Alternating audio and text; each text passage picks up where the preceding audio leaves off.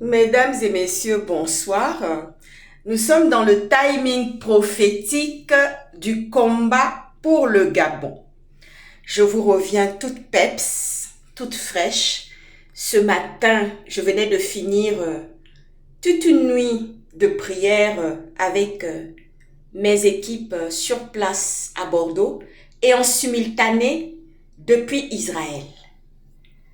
Brice Clotaire Oligui Nguema, tu es, semble-t-il, président de la République du Gabon. Mets le kérosène dans ton avion. Affrète un avion. Mets tes deux épouses et toi-même dedans et tes partisans. On se donne rendez-vous en Israël sur la place devant les murs de lamentation. Moi, je ne suis rien. Toi, tu dis que tu es président. Tes épouses, elles sont, semble-t-il, des premières dames. Tu vois ce que je veux dire, non? Oui. Tes épouses sont, semble-t-il, des premières dames. On va s'asseoir. Netanyahou sera au courant qu'une ancienne femme du renseignement, il le sait déjà, qu'une ancienne femme du renseignement français est venue dans le pays, est venue prier pour un problème concernant Nazi. Et le rabbin est sorti. Il venait de quitter la place. Il a commencé à jeter des paroles de bénédiction sur moi. Tu es Israël. Tu es Israël. Je me suis écroulée. Je me suis écroulée en larmes et en pleurs. Je pleurais comme ça. Je pleurais comme ça. J'attrapais ses pieds. Ils sont venus. La sécurité qui circule sur la place est venue rapidement avec des couvertures de survie. Ils m'ont entouré avec ça. Et puis le rabbin a dit comme ça, la chose pour laquelle tu es venu là, Dieu va te donner raison. Dieu va te donner justice avec les activistes du Gabon qui sont en Occident. Vous voyez ce que je dis, non? On m'a ramassé comme ça, on m'a dit, madame, on va d'abord vous hydrater et tout ça. J'ai dit non. Il faut que j'aille d'abord devant les murs pour déposer. Portez-moi jusqu'à devant les murs pour déposer ce que je suis venu déposer. Et là, ils m'ont demandé qu'est-ce qui se passe. J'ai dit, je finis de déposer et puis je vais vous expliquer. Oui, j'ai déposé ça devant les murs de lamentation. J'ai déposé ça. Et après, on m'a amené dans une salle toute fraîche. Le médecin est venu, il m'a pris la tension, tout. Il a dit, il n'y a rien, c'est bon. Vous allez rester là au repos et on va vous donner de l'eau. On m'a donné de l'eau, des boissons, collations. Ils sont venus, ils ont apporté des gâteaux, tout. Il y avait des gens qui tenaient déjà mon sac et tout avec moi. Vous voyez ce que je dis, non? J'ai fini ça. Je suis rentrée. Ça n'a même pas duré combien de temps? Un scandale monumental a éclaté sur l'affaire des nazis. Est-ce que j'ai parlé? Est-ce que j'ai ouvert ma bouche? Nous sommes dans le timing prophétique pour le combat du Gabon, pour la vraie libération du Gabon, pour la vraie état de droit pour notre pays, le Gabon. Hey. Ah là, ça match. Est-ce que vous savez que la femme d'Oligui, Zita Oligui là, elle porte le même nom de jeune fille que ma mère? Est-ce que vous savez ça? Est-ce que vous savez que le nom de jeune fille de Zita Oligui là, c'est le même nom que ma mère porte? Est-ce que vous savez que le prénom Jeanne, qui est le prénom de la mère de Omar Bongo, parce que la mère d'Omar Bongo s'appelait Jeanne Ebori. Est-ce que vous savez que le prénom de ma grand-mère paternelle, c'est Jeanne? Est-ce que vous savez ça? Ça match. Ça match. Vous voyez ce que je veux dire, non? Ça match. Et je vois des imbéciles qui sont venus dans ma vidéo depuis là, avec des insultes, des gens qui disent qu'ils veulent avoir mon numéro, des gens comme les Stevie, mais je n'ai pas besoin de discuter avec des vauriens, des va-nu-pieds, des gens qui vivent dans un pays qui fait partie du 135e. Vous n'avez pas écouté le discours de professeur Ondosa, le baron, le boss, un intellectuel? C'est fluide. C'est fluide quand il parle. Et il n'a pas fait de coup d'état à sa famille maternelle. Professeur Ondosa n'a pas fait de coup d'état à sa famille maternelle. Il n'a fait de coup d'état nulle part. C'est le baron, c'est le boss. Quand il parle là, Tu dors avec ses paroles. Tu restes comme ça, tu dis, ouais, oui, c'est le boss. Que Dieu lui prête longue vie. Que Dieu lui donne longue vie et santé. Oui. Oui, c'est ce que j'ai dit. Oui. Nous sommes dans le timing prophétique. Même ici en Occident, toutes mes prophéties se sont réalisées. Si un roi m'a reçu, avec tous les honneurs et mon équipe, tous les honneurs qu'il faut, jusqu'à m'a déplacé de là où j'étais pour aller dormir au palais, j'ai dit, Seigneur Jésus, Seigneur, mon Dieu, Seigneur Jésus, j'avais même du mal à me lever. Maïa a dit, maman, je vais te porter. Je dis, oh Seigneur, allez dormir au palais. Seigneur Jésus, et tu es dans tous mes états. Maman, on va te porter, t'inquiète pas. C'est la grâce, c'est la bénédiction. Maman, on va te porter. Je dis, wow, mais je ne peux pas refuser l'invitation du roi au palais. Je ne peux pas. Est-ce que je suis digne d'accepter ça, Seigneur Jésus? Je pleurais les larmes, tout mon visage était couvert de larmes. Tout mon visage était couvert de larmes. Même quand je suis venue devant lui, je me suis prosternée comme ça, j'ai pleuré seulement. On a envoyé les gens pour venir m'éponger. Oh Seigneur, j'ai pleuré tous les larmes de mon corps étaient sorties. Hey! Brice l'auteur Oligingema. Nous sommes dans le timing prophétique du combat pour la vraie libération du Gabon, pour l'état des droits dans notre pays. Vous n'avez pas écouté le professeur Ondosa? Vous ne l'avez pas écouté? Louaoul Nana Atifos Babla. Louaoul Nana Atifos, le discours Babla. Lui n'a jamais fait de coup d'état à personne. Le baron même. C'est lui qui parle et puis tout le monde est tout cuit. Il est connu dans le monde entier. Vous n'avez pas vu ça? Vous n'avez pas vu sa fluidité quand il parle? Ou bien vous n'avez pas vu sa prestance? Vous ne voyez pas que c'est quelqu'un qui coule l'huile, comme on dit dans ma langue vernaculaire? Vous n'avez pas vu son éclat naturel que Dieu a mis sur lui? L'intelligence, la sagesse, la subtilité qui est dans Ondosa. Vous n'avez pas vu ça? Oui, nous sommes dans le timing prophétique du combat pour la vraie libération du Gabon. Vous voyez ce que je veux dire, non? Oui, et l'état de droit. Je viens confirmer encore une prophétie par rapport aux activistes de l'Occident.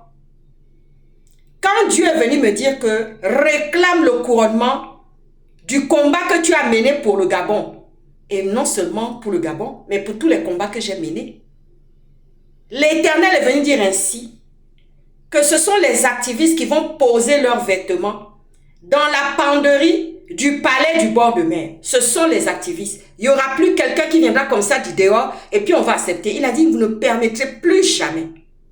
Il dit, ma fille, je t'ai envoyé dans cette mission. Je t'ai envoyé au milieu des activistes, dans le premier combat, jusque dans le deuxième combat. Je t'utilise encore pour ce combat. Moi, je ne suis rien. Je ne cherche rien. On ne m'achète pas avec des friandises. J'ai tout eu. J'ai tout eu. J'ai eu la grâce de tout avoir. Chez mes grands-parents maternels, comme chez mes deux parents, et comme chez mes grands-parents paternels. Le père de mon père, la mère de mon père. J'ai tout eu. Et moi-même là, j'ai tout. Pourquoi je vais aller prendre les friandises de quelqu'un? Un jour comme ça, j'étais à bord de ma grosse voiture comme ça. J'étais en train de rentrer et comme j'ai les applications, ça me signale par rapport aux lives, à tous les lives des activistes en Occident et puis partout. Et celui de Jonas Moulenda est arrivé, j'ai eu un signal, clac, clac, clac, clac, clac, et je regarde comme ça. J'ai dit, ok, je vais chercher un supermarché. J'étais sur l'autoroute, je suis sortie, j'ai cherché une bretelle de sortie rapidement pour aller me mettre en tranquillité. Parce que j'avais d'abord vu, comment dire ça, mais je peux pas me mettre sur l'arrêt d'urgence, c'est pour vraiment des urgences. Donc du coup, je suis sortie de la première sortie, je l'ai prise et je suis sortie. J'étais à Villeneuve-d'Ornon. J'étais à Villeneuve-d'Ornon. Le papa de mes enfants qui connaît ces endroits où on allait en villégiature le dimanche avec nos enfants quand ils étaient tout petits. Oui.